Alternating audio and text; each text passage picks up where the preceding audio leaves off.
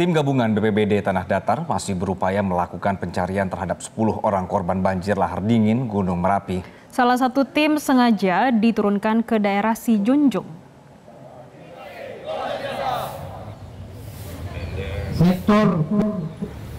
Pencarian korban banjir lahar dingin yang menerjang Kabupaten Tanah Datar pada Sabtu minggu lalu masih terus dilakukan.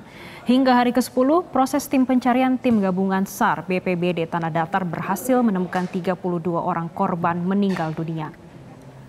2 potongan tubuh korban dalam keadaan tidak utuh juga ditemukan dan masih dalam proses identifikasi.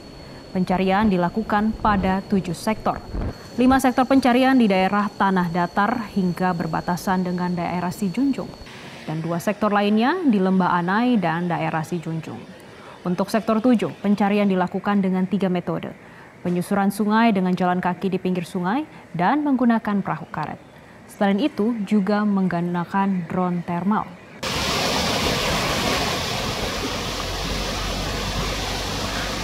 Karena ada informasi dengan ada hujannya tadi malam, tanah lumpur tuh mulai sedikit lembek gitu, sehingga kita bisa dibaca oleh drone thermal dan juga oleh K9 gitu.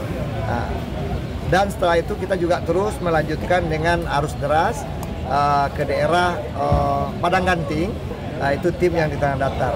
Dan tim Sijunjung itu dibantu juga oleh BPBD Sijunjung. Kita juga mengirimkan tim dengan metode pakai perahu karet di